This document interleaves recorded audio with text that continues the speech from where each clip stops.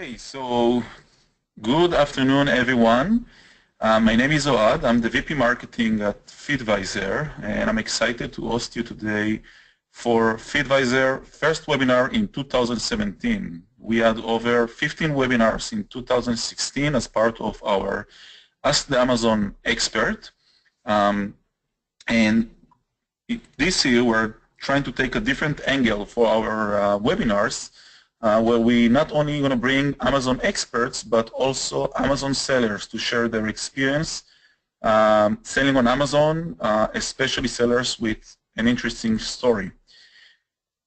Today, we're going to host Michael Ward. Michael is an Amazon seller. He has been a Feedvisor customer for the past 2.5 years. He joined us when he was making about $2.5 million a year, and since then he has seen significant growth, and today he's making over $10 million in sales. Michael has a very interesting story, and we'll start in a minute. Before we're starting, I want to share a few interesting things about today's webinar. For the first time, we're going to do this webinar as a video webinar, so in a second from now, you will be able to see myself and Michael. We have collected over 200 questions, so a lot of you signed up for these webinars, and the engagement has been very high. I think this is the highest number of questions we have received, so there's a lot to cover, Michael. In addition to that, I want to say what I did basically is I looked at all 200 questions, and we picked some of the questions or connected a few questions together. If you have other questions through this webinar, feel free to submit them through the dashboard that you have on your screen through GoToWebinar software. At the end of the session, we'll also take some live questions from the attendees. So please, if you have any questions, feel free to send them at the GoToWebinar dashboard in your screen. So, Michael, do you want to turn on your camera now? Yep. Hello, everybody. Hi, Michael. So, Anat, you can turn off. Perfect. So, Michael, again, thank you very much for having you in here. We're very excited. I've been working with you a lot in the past year, sharing ideas, learning from your experience. And I think every time we bring you to speak in one of our conferences, I see always a crowd of people going around you, bombarding you with questions and want to learn from your story. So let's just start with you telling us about yourself, your history with Amazon, so people get to know you better. Okay, so I've been in this business 19 years now. I started in 1998 on a website called eBay, back when nobody knew what the internet was. And so from 98 to 2008, eBay pretty much dominated the internet market, and then that's where I sold through. There was really no other options.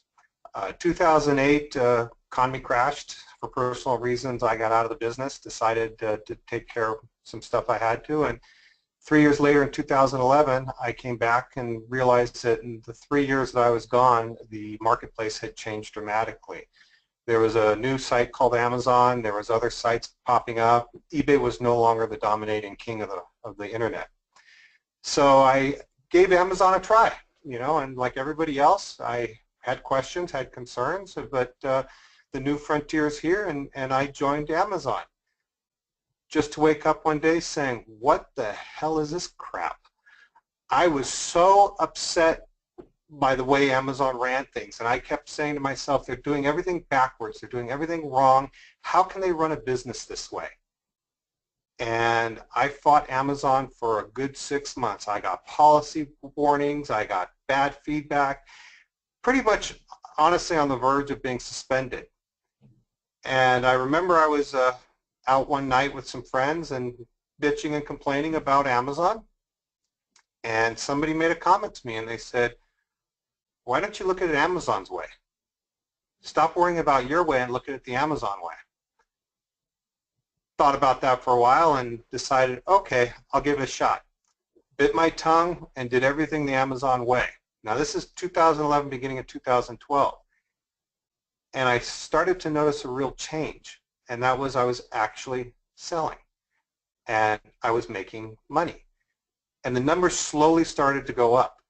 And I realized that instead of bitching and worrying about everything that you think is going wrong and everything that you think everybody else is doing wrong, believe it or not, Amazon is where they are today because they have a certain way of doing things. You can fight with them until you're blue in the face and get suspended, or you can join them and just follow their rules and make a lot of money. To this day, I don't agree with half of what Amazon does, but that's neither here nor there. So in 2012, beginning of 13, I said, okay, what is this thing called FBA? And once again, new frontier. So I slowly send a little bit of products into FBA, little here, little there, and once again found myself going, oh, this is crazy. I go, Amazon controlling my inventory, Amazon's giving refunds to customers, what is going on here? And once again, for a few months, I fought FBA, and then I took a step back, took a deep breath, and said, let's just see it the Amazon way. I went from probably, I think, we went from 1.3 million to 2.5 million, almost doubling our income literally overnight simply by joining FBA. But then there was a bigger problem, and the bigger problem was pricing. How is it that the pricing changes on Amazon literally every 15 seconds? It was worse than the stock market. I didn't understand this. So I went and researched repricers, and I researched a ton of repricers. I probably did every trial known to man. I settled on a company called Feedvisor, and that's who I use today. And I can tell you that as soon as I put everything on Feedvisor and started repricing intelligently and not just throwing numbers around, and that was the problem, was some of the software out there was driving my prices as low as they can go. Sure, I was selling millions of dollars, but was I making any money? No. So once I settled in with Feedvisor, we got together, I repriced everything. In 2016, we probably did 90 to 95% FBA, with 100% of everything being repriced through Feedvisor. I can tell you that over the last year, so from 2013, 14, 15, our numbers went from 2.5 million to, 2.6 million to 5.5 million to 11.3 million, and last year we finished off right around 13.5 million for the year. This is where I started, and this is where I am today, and even though I've been doing this 19 years and I'm over 10 million a year, I learn something new every day selling on Amazon.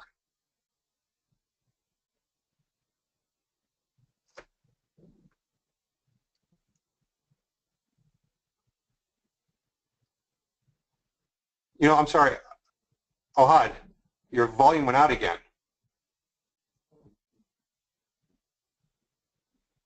Okay, you want me to restart? Oh, no, you're back. There you are. Okay. I know, this is the first video webinar we're doing, so it will take some learning. I said thank you very much for the warm words. I have to say that from our side, it's very satisfying to see a customer that joins Feedvisor, and you can see the growth they have year over year on Amazon. And I think on Amazon, when things works well, it's a snowball, and that's the nice thing. So I'm very happy that this is the case. You talked about FBA. Some sellers say that there is pros for that. Some others see a downside for FBA. You shared your insight about it. The question that we received a lot from many sellers is, how do sellers should decide whether FBA is the right thing for their business or not? What's the upside? What's the downside? What things should they take into consideration? So FBA is great for volume. It's great for selling to the masses. Unfortunately, it doesn't come without its problems. You are literally putting your inventory and control of your merchandise in somebody else's hands. We all know how the Amazon warehouse employees treat our merchandise. They don't care. Okay, their job is to get as much stuff out the door as fast as possible. Unfortunately, it's a cost of doing business when you're dealing with FBA. You have to look at it as a mass. You're going to get way more sales, way more customers, way more income. However, part of that is you are going to take some losses. You have to understand that your merchandise is going to get handled by somebody else. Customers are going to lie about returns. People are going to demand refunds. They're going to claim it was wrong. It happens more with FBA because they're not dealing directly with the seller. They're just dealing with an Amazon customer service rep. You have to understand and accept this, kind of like in the beginning when I said that I hated half of what Amazon was doing. It's not about what they're doing wrong. It's about what they're doing right. So if I had to give you, tell you to give me $10 and I'm going to give you $100 back, you're going to say, sure, that's a great deal. Unfortunately, with Amazon FBA, it's the same thing. You're going to send in $100 worth of merchandise, and you're going to pay $10 of that in damages, in claims, in all kinds of other stuff. FBA is, if you want volume and if you want to reach a larger customer base, honestly, is the only way to go. However, you need to understand and accept that you are going to lose some control of your merchandise and you are going to have some issues. One of the things I can tell you here is we have an employee, and this is going to sound strange, but I hired a girl, and her job title is Amazon Auditor. And she gets paid fairly decent. Now, granted, we're doing millions of dollars in sales, but what I pay her to find mistakes.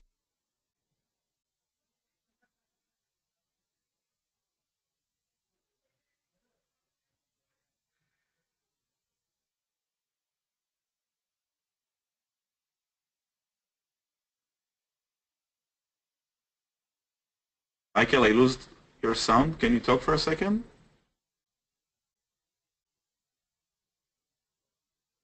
Michael, can you hear me?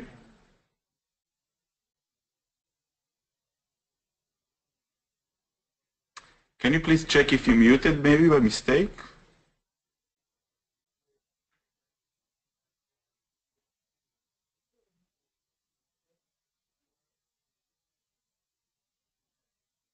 Michael, can you hear me? Oh, there you go. Now, yeah, the volume keeps cutting in and out, but I can hear you now. Perfect. So we lost your last sentence about FBA. Can you repeat that, please? Basically, with FBA, the idea is it's not a perfect world, but if you want volume and you want high numbers and you want to sell to the masses, unfortunately, you have to deal with it. There is going to be some loss.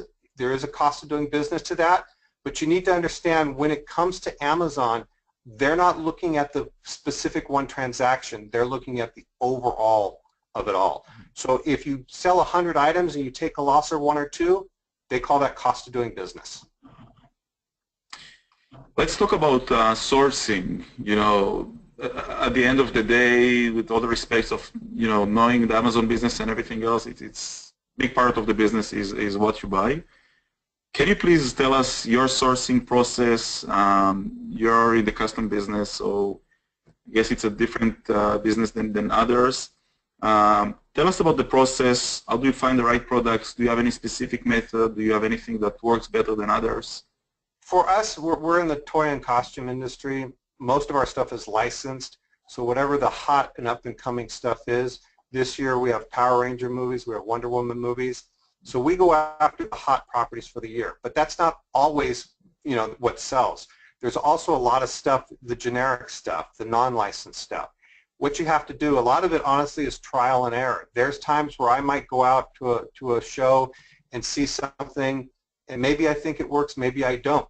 So I only buy 48 of it, put it on Amazon, and then I see how fast does it sell, how slow does it sell, what is the competition, what is my margin. If it works, next time I'll order 500. If it doesn't work, I just move on to the next product. Honestly, there's nothing, trial and error. You have to go out and you have to look and you have to try. You have to make mistakes, and what you do is you take the home runs and run with them, and you take the mistakes and just write them off and keep moving on.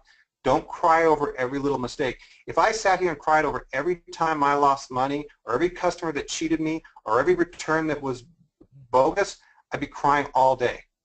Unfortunately, I don't choose to look at that. What I choose to look at is how much money I'm making at the end of the day. If you make, $10 million and you got to give back $500,000 in losses, so be it. The idea, though, is you got to keep trying, trial and error. So sourcing, there is no perfect or set rule. I'm in the toy and costume industry. Somebody else, maybe that's in kitchenware, maybe they have something else. Maybe there's a new hot blender coming out. But you have to constantly be on the edge of what's happening today. You need to be into the market to know what's going on. I see.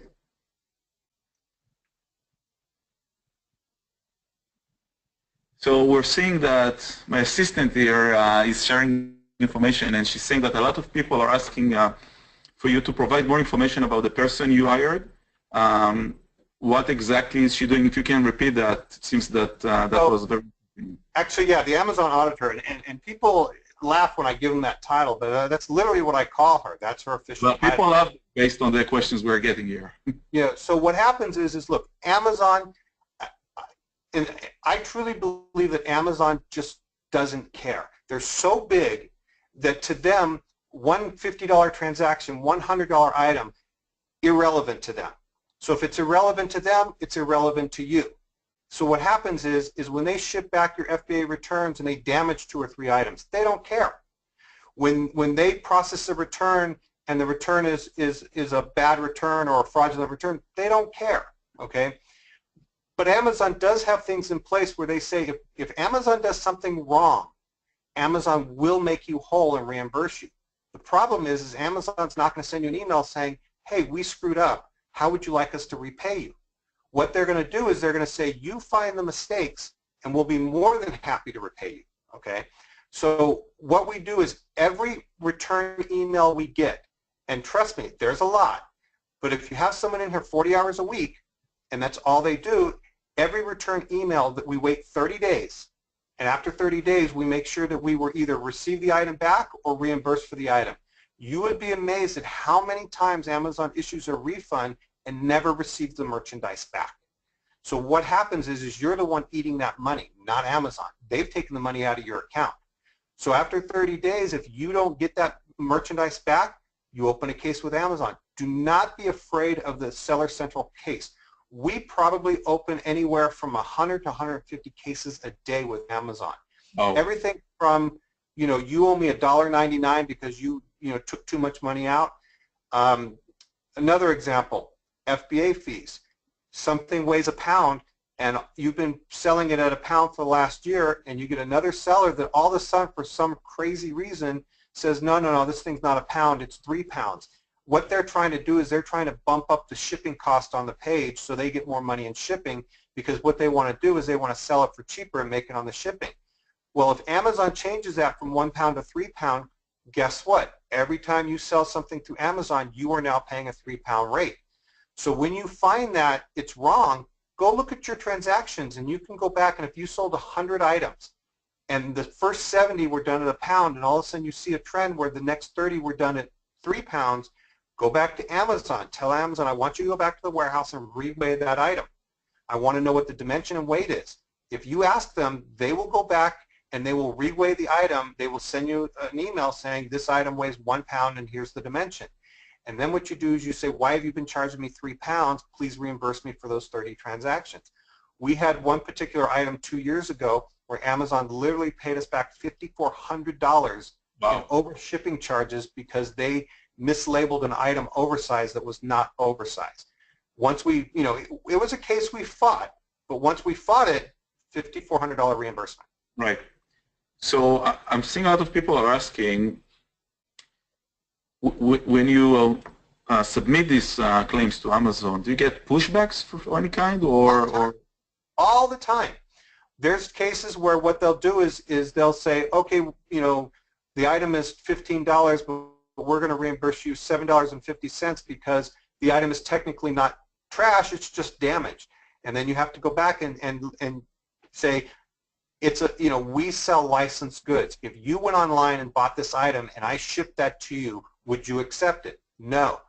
Throw their policies right back in their face. You will get pushback. I would say that out of every 100 claims, maybe 10 or 15 get paid right away, no questions asked. Another, 30, 35, they just flat out deny. And the other half, they give you something to shut you up, but it's not what you should get reimbursed. If you feel that Amazon's cheating you, don't get rude, be professional, and if you can find the Amazon policy that says this is what you're entitled to, cut and paste that policy. And trust me, my girl has a little cheat sheet of every policy there is, and she knows exactly what to say to what case, and she just cuts and pastes the policy and say, here's Amazon's policy, please reimburse. Right. I was actually supposed to talk about inventory now, and I'll go back to that. but I think there is a question that relates to what you're saying. One of the attendees asked earlier, he was saying that he's also in the custom business, and he was asking, how do you handle returns of, especially you mentioned after Halloween, is getting a lot of product returns from people that basically take advantage of Amazon policy. They wear the costume, they put it back in the bin, and they send it back to you, and they look for a refund. How do you handle these kind of situations? Unfortunately, if someone's going to rip you off, and that's literally what they're doing is they're stealing from you, they've done it before they made the purchase. They know when they make that purchase, I'm going to buy this item, wear it, and return it, okay? They've made that decision long before they even logged on to Amazon. There's not a whole lot you can do because Amazon's policy in their system basically allows people to do this, okay? What we do, unfortunately, is we get a group back. So realistically, if I was to give you numbers, our return rate is somewhere around 2–2.5%. Out of that return rate, if you really look at how much of it is damaged merchandise versus how much is resellable, some of it's actually good merchandise where the people just ship it back, okay? Those you put in. So if you have a 2.5% return rate, half of that 1.25% is back in inventory. The other 1.25% is literally the guy wore it, spilled beer on it, whatever.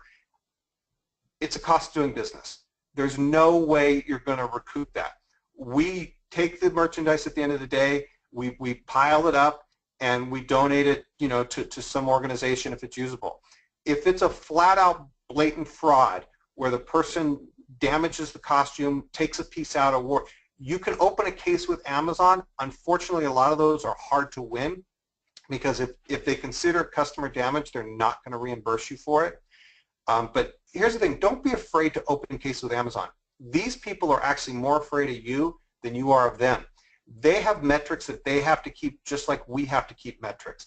They have to respond to cases, there's, for example, they're required under Amazon rule to respond to you every 48 hours, even if the answer is, I don't know. So if you open a case and they don't have an answer, every 48 hours they have to send you an email saying, I don't have an answer, but I will get back to you. So these people are no different than you and me. They work for Amazon and they have rules to follow. So when you open these cases, don't think like you're talking to Jeff Bezos or you're talking to Amazon directly. You're talking to an employee who's there to handle the cases. His job is to close as many cases as fast as possible. So open those cases if you feel you've been treated wrong. I gave an example in one of my talks a long time ago that if you owned a Target store and a child were to walk into the Target store with its mom and it grabs a toy off the shelf and it rips that toy open and it spits up on the toy, it plays with the toy, and then it says, Mom, I want this toy, and Mom says, I'm not buying it, put it back. And what does that kid do is he drops it on the floor and Mom and the kid walk away. What happens to Target? Do you think that they're able to call the people and say you have to pay for it? That's what they call spoilage, shrinkage, and it's a cost of doing business. And unfortunately, I don't have the pretty answer saying that, pile it up and you're going to get reimbursed for it. You're going to get screwed on a certain percentage of transactions, and you need to understand that if you're going to sell to the masses, you are going to get screwed. I like your point where you say it's the cost of doing business, because I think once people acknowledge that, then you can accept that. I'm sure it's very annoying. It drives probably people mad that these cases happen. But once you acknowledge that it happened in the past, it's going to happen in the future. There's people that are acting like that. Just focus your energy on other sides of the business more when you can drive more positive. If you think back seriously to the days of retail stores and people writing checks, how many retail stores got bounced checks? How many of those people walked into the store knowing they were writing a bad check before they walked in the store? There's just bad people out there. Unfortunately, like you said, cost of doing business, and you need to factor that into your margins. If you want to make X dollars and you have a 1% spoilage rate, you need to throw that 1% on the top. It's part of doing business. Let's talk about inventory a little bit. So, at your side of the business, I'm sure you're applying some kind of analytics and using data to make decisions. You mentioned before the testing, which is fine, but for stuff that you need to replenish, what method do you use? Do you have any specific tips for sellers? So years ago, I used Excel probably like 99% of you guys. And unfortunately, as I grew and the volume grew, I had so many Excel spreadsheets, I didn't even know which one was doing what anymore, okay? And that was a huge problem.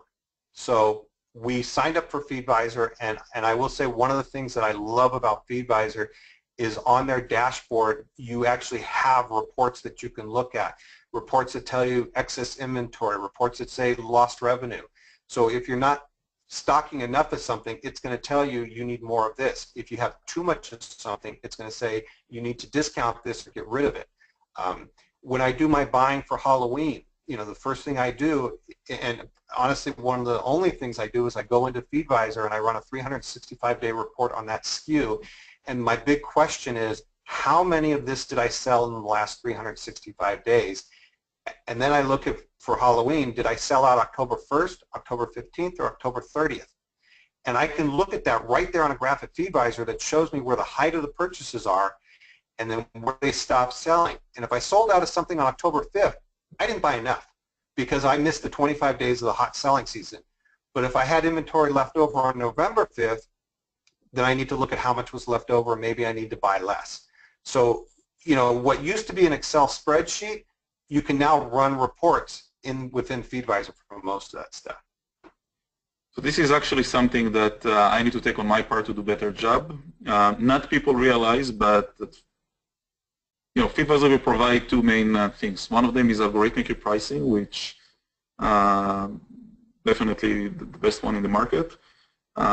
The second thing we're doing, which not a lot of people have visibility to, is reporting. So we call it smart reporting, where you can, you don't, as a seller or as a business person, you don't need more reports to optimize your business. I mean, you know, more and more reports, that's not helpful. We have what we call actionable reports, where you can look on a report and you know immediately what you need to do. So you talked about replenishment reports and some other of the tools we have on the dashboard. We're seeing a lot of our sellers, especially sellers that start to look on their business more in a holistic way as a big business and not just something that grew on Amazon. We see more and more sellers using these reports. Let's talk about product review. So I'm sure you know about Amazon new policy, and that made a lot of noise in the market. First, what's your take on that? And then the second thing is, how do you increase the product reviews, especially for product that you're just launching? I mean, the old products already have their volume of reviews and already rank high, I'm sure. How do you do it for new products? So for us, we basically, like I said, a lot of our stuff is licensed goods. People are already going to be out there. They're going to review it. I'm all for Amazon's, you know, current policy, and the reason is because too many people were putting new products up there and literally buying reviews. You know, so if I put a really crappy product up there, but I go out and spend a couple $100s and buy a bunch of reviews, and then a bunch of people buy it based on those reviews, you know, one of two things is going to happen. First of all, you're going to get a ton of returns because the people, once they realize that it's not what it really should be, you're going to end up eating the money anyways. Because Amazon gives people a 30-day unconditional money-back guarantee. So if the review says it's great and you send it and it's not great, all they have to do is click the return button and boom, you're out the money, okay? As far as the reviews themselves, I personally let everything be organic. I don't, you know, and this may not be, you know, the right question for me, but I don't go out and hunt down reviews. I don't search reviews. I just let them happen. If a product is good and people like it, they're going to leave good reviews. If a product is bad, they're going to leave bad reviews. Hunting people down for reviews is not the way to go. That's my 2 cents, but, you know, I'm sure other people will probably argue with me right now. Well, all the Amazon experts will say something different, but again, that's the reason why we have you know, sellers that are actually living and experiencing that. That's a different approach, and it's good. Move to marketing. What are the main marketing channels you use? Can you share how you define your marketing strategy? So for years, obviously I've been on eBay for close to 20 years. We joined Amazon in 2011.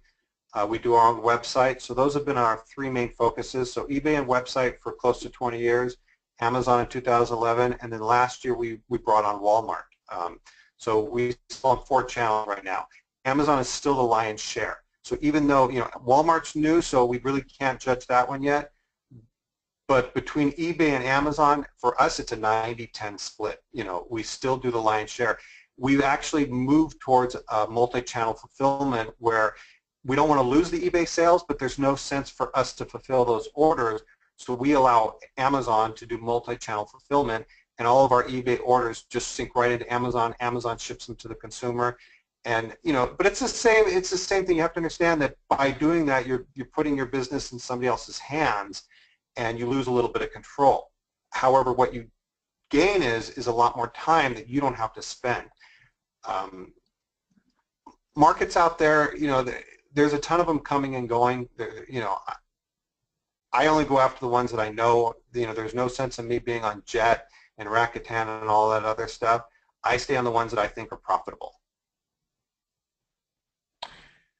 So I'm staring at the screen because I'm seeing all the questions coming. So, so the first question I have is, how long was the process to join Walmart, and how did you find this process? Okay, so Walmart's a pain in the ass. Let me start there. If you thought Amazon was bad, you're in for a ride with Walmart. We were actually approached by Walmart over a year ago. And we were ready. It was a 90-day process to get approved. So Walmart, unlike Amazon and eBay, requires upfront approval process. So you can Google search Walmart marketplaces and you can ask to be invited. So basically you register for an invite. When they open it up, so in 2015 they only had 200 third-party sellers on the site. In 2016 they raised that number from 200 to 1,000. So they only add so many sellers at a time. They don't want to be the next, just to throw everybody on. Part of the process, you fill out an application, you have a phone interview, they'll run business credit, they'll ask for information, they want to know your business. It's a 90-day process to get approved by Walmart, so it's not something that's just giving your name, address, and social when you're up and selling. The other thing is Walmart requires that you integrate with some kind of marketplace. There's ChannelVisor, Solid Commerce, there's a bunch of Seller Active, there's a bunch of different ones out there. You have to integrate with them. So we were ready to go actually in February of 2016. We were signed contract, and Walmart has a contract that you sign. It's an actual, thing where it says what you can and can't do. You're required to sign it, and send it back in. So in February we're ready to go. But then Walmart says, we're not ready to go. So Walmart's technology, they couldn't add any more sellers. So we actually waited until we got a phone call, and they called us literally the second week of September saying, okay, we're ready to integrate you into our system. So we waited from February until September to actually get on board. The reason is technology problems. Their technology is horrible right now. We get on board in September and nothing worked properly. Everything was an absolute mess. It's gotten better over the months. Because of it, we only launched our top 600 items on Walmart, and just because I wasn't going to spend the time, effort launching everything, especially because we were right at the beginning of our Halloween season. We're now slowly adding more and more products, and we're getting it. Their technology is getting better. With time, I'm sure it'll be there. However, understand that Walmart does not have seller support. Walmart does not have someone you can call. If you open a case with Walmart, maybe you get an answer a week later. They literally want you to do everything through your third-party channel guys, and everything integrates through third-party channels. They do not have any support. So understand that if you're not in for a little bit of a ride of your life, Walmart might not be the place to start right now. Right. First, I have to warn you, we might need to do another one because, I mean, the amount of questions we have can fill up a 3 hours session. One of the questions I see here was with regards to the product reviews, and a bunch of people were asking if, are you responding to bad reviews? No. To be honest with you, and again, this may be completely different how most people do it, I ignore reviews, okay? If somebody's looking to be Batman for Halloween, they're going to be Batman for Halloween. They don't care if the whole world thinks that it's a crappy costume, you know. And unfortunately, when the reviews come in, I'll review them or read them or something like that, or especially if a customer complains about something, I'll see if other people are complaining about that item. If the reviews get bad enough and the complaints get bad enough, I just stop carrying the item. But as far as responding to complaints and stuff like that, I don't deal with reviews on a daily basis. That's really not a place where I spend my time. If you have a few hundred units left and the reviews are really bad, that in a way that affects your performance, would you take this product off completely or liquidate it? I would liquidate. Just start dumping it, get rid of it. If I'm not going to sell it again, I just want it gone, and I don't want to see it again. Right. And that's the thing is, and it has to get to a point where it's, where the consumers just say that it's just horrible. Right. Okay, so let's move to talk about pricing. And since Feedvisor is pricing, we're actually going to put a poll right now on the screen. So if any of the people that on this webinar is interested to get a demo from Feedvisor or learn more about our product skills, feel free to click on the screen. I'm going to see it in a second. Anat, can you please put it on? Perfect. So you see it on the screen. Meanwhile, we'll move forward and move to the next question. A lot of people ask, can you compete with Amazon that when they sell your same product on the buy box? I compete with Amazon all the time. Amazon will, and this comes down to your metrics. If you have the right metrics and you keep the feedback up and you keep, all the metrics high, there are times where Amazon will share the buy box with you. There are times, they're not going to give you the buy box 100% of the time, but if they have inventory, there's times where maybe they give me 15 or 20% of the buy box and they take 80% of the buy box. You have to understand with the volume that sells on Amazon, even getting 15 or 20% of the buy box can be huge. The other thing is Amazon doesn't have an unlimited supply of inventory. They do sell out. It may take you 30, 60 days for that to happen, but eventually you'll sell out. There's times where I've had products, I might have 500 of an item in the FBA warehouse, and I don't sell one at all for 2 months. But all of a sudden Amazon sells out, and within 2 days I sell all 500. Competing with Amazon, look, Amazon is Amazon. They will always look after their pocketbook first. They will never care about your pocketbook. But they also care about the consumer. And if you have a product that people want, rather than say it's out of stock or not available, they're going to give you the buy box. Sometimes Amazon will even do stuff where they have products coming in and they'll still give you the buy box. Competing with Amazon isn't as difficult as people think. You're not going to win 100% of the time, but with the volume on Amazon, you really only need to win a percentage of the time to win the buy box. Right. Actually, one of the interesting reports we have at Feedvisor, and I know you use that as well, is we called Amazon Enter the Competition, where basically on a hourly basis, you can go into the dashboard and view the products where Amazon entered the competition. And now you have the data and you can decide what you want to do with that. The other insights that I can add to that, again, from talking to a lot of our sellers, is you need to have a good pricing strategy when Amazon enters the competition. And you need to have, the best thing to do is to have an automated repricer that can help you with that. Can you share more information about your pricing strategy? Some sellers would rather to go high volume, low margin. Some sellers care more about the margin. Can you share your strategy, Michael? Yeah, so we set up, first of all, if you don't have a repricer, honestly, you might as well stop selling on Amazon. Amazon is just like the stock market. The pricing changes every few seconds. And if you're not playing the same game as everybody else, then you might as well not play the game. And even with Amazon, for the last, how many years Amazon has lost money? Amazon, believe it or not, is actually going towards a model where they want to start making money now. This is why you see a lot of FBA fee changes. This is why you're seeing a lot of things happen. It used to be where Amazon would just buy deep and they would buy, and they would want to cover the buy box forever. But now what happens is Amazon is using pricing as one of the reasons that drives the buy box. If you don't reprice somebody else is going to undercut you. Somebody else is going to sell cheaper than you. We use Feedvisor, and one of the things I will tell you that we've learned is we used to say, so if I buy something for $10 and I would say, okay, my price is $14.99 minimum, $19.99 maximum.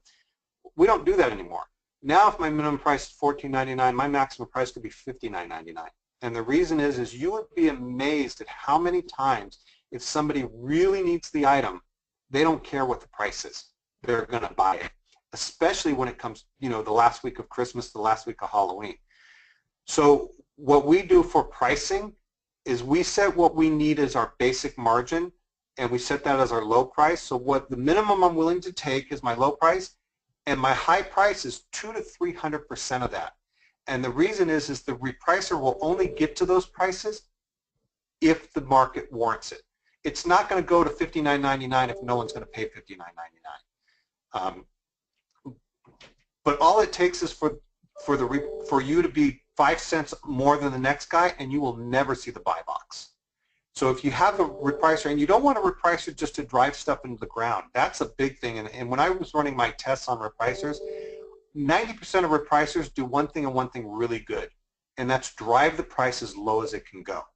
The problem is when the market turns, and let's say you're competing with John Doe, and John Doe finally runs out of merchandise, you want your price to go back up. You want to, be back in the game. So you might have given away 5 or 10 items, but now if you can recoup some of that money by a higher price from somebody else, you're looking at the laws of averages. If you don't have a good repricer, that's never going to happen. And there's no possible way that you're going to sit there and manage thousands of items and try and figure out what pricing is. Trust me, I tried it. It'll drive you crazy. Because the minute you change the pricing, 10 minutes later, someone else has changed it. You're laughing because you know it's true.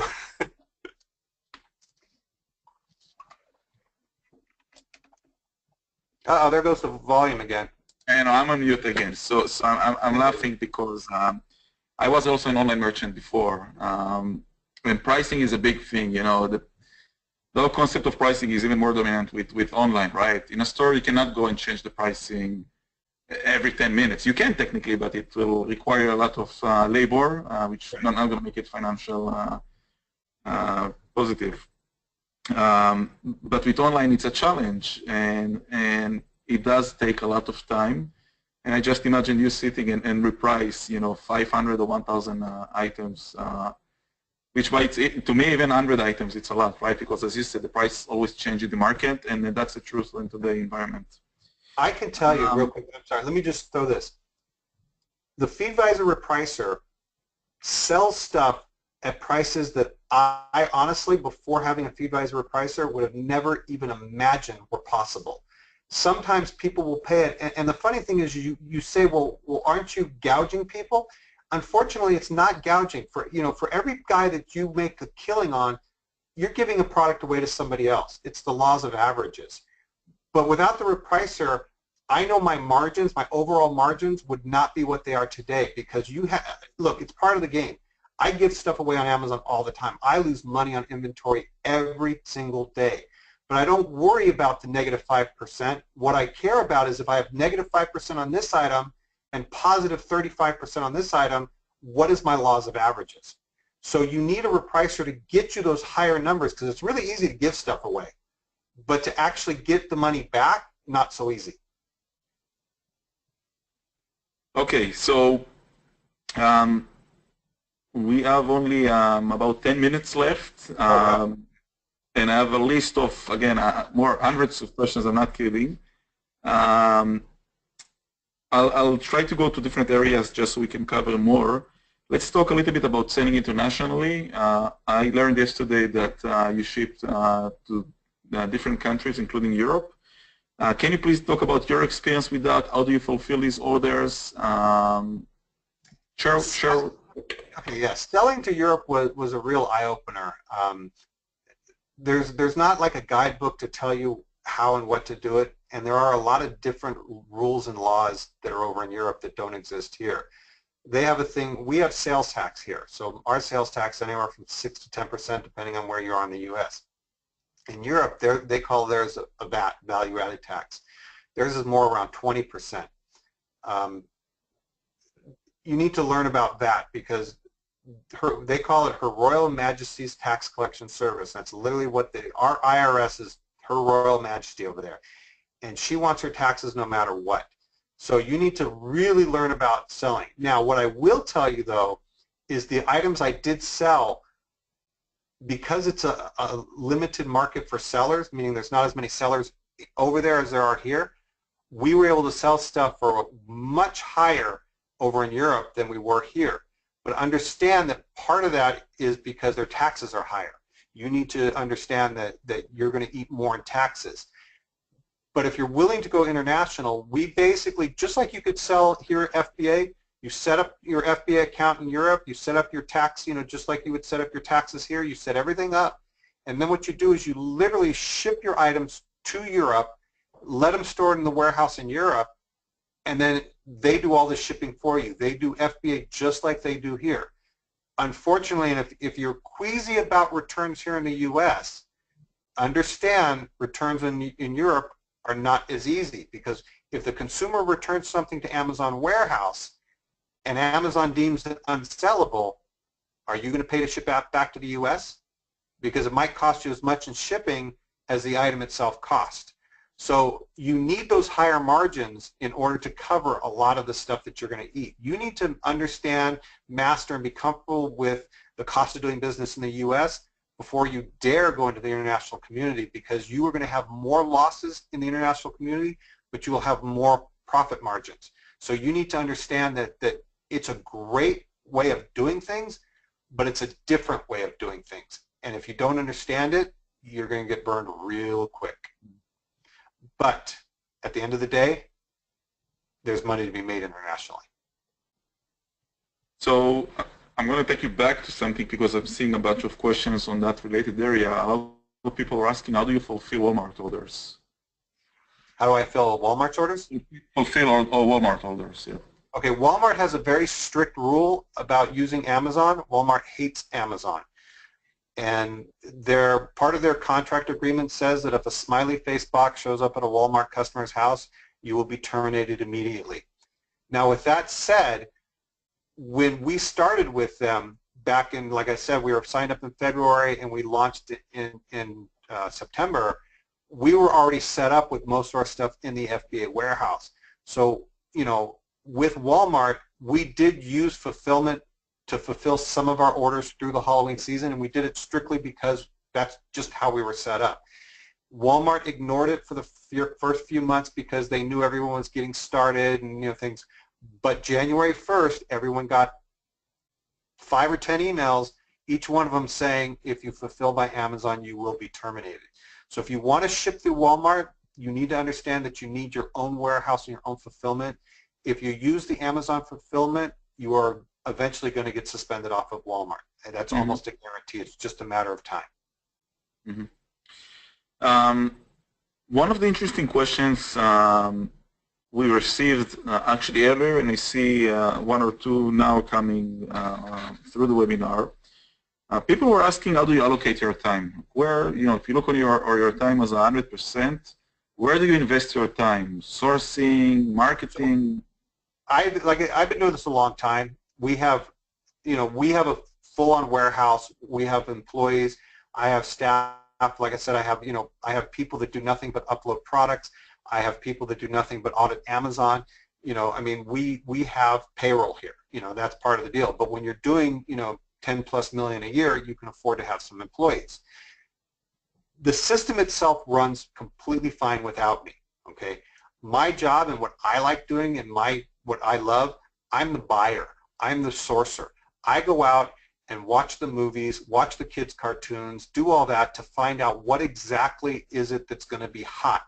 I'm the one that does the buying. I talk to the manufacturers. Nothing gets bought without my approval. Everything else, once it's bought and gets shipped here, somebody else handles. Somebody else handles the checking the inventory. Somebody else handles shipping to FBA. All I do is buy. Right. Another interesting question, and I'm moving more to I call it general business questions. Can you tell us about the point where you crossed from $1 million to the point where basically you cross the $1 million, because many sellers see that as a barrier that they cannot go over. What do you remember about this point? What is your recommendation from people that are just close to that point and are trying to cross it? So the year that we broke, I did 1.3 million that year. And that was my first year breaking the $1 million point. And I'll tell you, that was the point when I grew a huge set of balls. And the reason why I say that is because I realized that in order to sell in volume, you have to buy in volume, okay? And the one thing I realized about moving from those big numbers was if you only buy 50 items, you're only ever going to sell 50 items. So you need to understand that, when you were little, or when you got your first car, maybe your first car payment was $150, $200. But as you get older, your car payment became $500. And then you bought a house, and now your house payment is $2,000. And but if you as a 16-year-old kid were said, hey, you're going to pay a $2,000 mortgage, you freak out. Same with business. So you're going to buy 50, you're going to buy 500, you're going to buy. It gets to a point now where for me, if I go to and I see something that's hot, I'll buy 5 or 10,000 of it. I don't care. Sometimes, with manufacturers, if you want an exclusive or if you want a specific item, they say there's a minimum of 5,000 units. Honestly, 5 years ago, if you came to me and said you got to buy 5,000 of an item, I'd be like, no freaking way. What am I going to do with 5,000 units? Okay. Now, I look at it and I say 5,000 units. Okay, how fast is it going to take me to sell? What's my initial investment? So I calculate it. Once you start getting to the higher numbers, and one of the things, in order to get to those numbers, you have to understand that you can only sell what you're willing to sell. You can only lose what you're willing to lose. If you don't invest the time and money, you're never going to reap the rewards. Michael, we have only 5 minutes left, and as I said, I will try to do another webinar like this to cover many of the other questions we are receiving. We're going to put the poll again on the screen, so not if you can pull it. And I would like you to tell about your experience with Feedvisor. You've been with us for 2.5 years. I think people would love to hear that. So I mean, here's the thing. Part of the deal is with my business, and I think with any of you guys' businesses, you need to understand that everything is run by software. I have shipping software. I have inventory management software. You have Amazon software. You have eBay software. You probably have software that runs your accounting. So we all run on software. It makes our lives easier. Feedvisor does one thing really good, and that's algorithmic repricing, which means it actually thinks about what it's supposed to do. I tried a bunch of others, and I tried Feedvisor. Look, I'll be the first to say, when I first signed up in Feedvisor, I thought they were expensive as hell. And nothing against you, Omar. I just, it was expensive, and but I tried it, and then I realized that it's not about what you pay; it's about what you get back. And I realized that the amount of money I was paying for the software, I was getting more back in return. I know for a fact that if I did not have the Feedvisor repricer, I would not do the volume I do. And the reason is I've actually sat there and personally picked products to watch and literally just sit there and watch where the repricing goes, watch how it goes up and down, watch how it goes sideways.